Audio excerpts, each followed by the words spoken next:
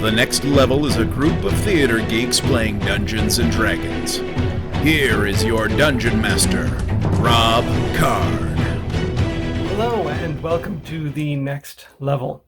This is the recap for episode 13 that we have called Wins and Losses. The group takes a moment to plan and figure out their next steps as they go deeper into the mines, which have been taken over by the Fire Soul cult, in search of something called the Life Stone. They start off with Leon's unseen servant, which they send in and is quickly picked off by a bunch of ranged weapons, so at least they know that's the enemy are ready and willing to attack anything that comes around the corner.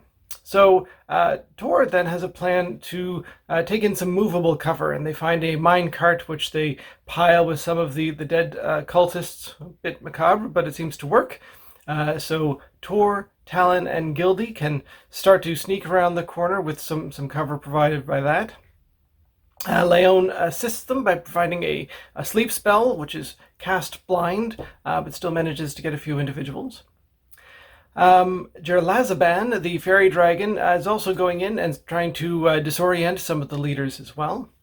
And while the cultists are distracted by the movable minecart of doom, some of the other allies start to filter in with their ranged weapons and take some pot shots as well. Once the cart is close enough to the enemies, Talon and Tor break off and start engaging in some melee combat. But very quickly, the group is able to move forward, deal with a lot of the enemies down this stretch, and with a very nice strike from Tor's axe are able to finish off the last of the defenders before the final room. Inside the final room, the leader and his followers seem unwilling to come out, and this starts a bit of a firefight with ranged weapons between those inside and those outside. But then the tide starts to turn.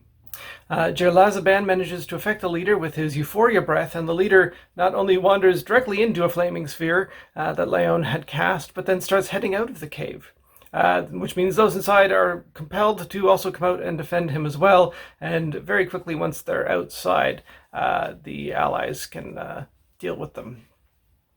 Talon uses his Egg of Blessing to give the allies some help. And Leon uses a Gust of Wind spell on the still euphoric leader to knock them into the lava down here. That kills them almost instantly. And between the heroes and their allies, the rest are finished off relatively quickly. As the group then carefully explores the final small cave, they find, unfortunately, the remains of Jerlazaban, who died valiantly, helping the group in this fight.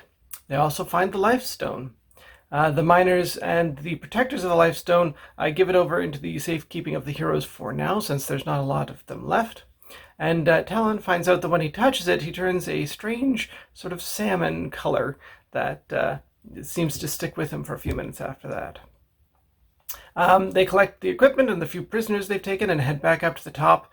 Jacob falls asleep almost instantly upon getting back to a bed, but a few of the others stay up and build a pyre for Jerlazaban and have a bit of a memorial for him as well.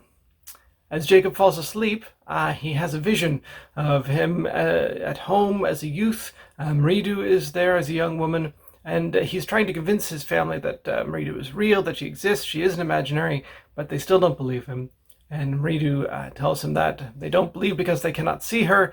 They need to believe or have the mind of a child to see me. And as Jerlazaban's pyre slowly dies and turns to embers, the others make their way in to get some final well-deserved rest. That's it for now. We'll see you next time on the next level.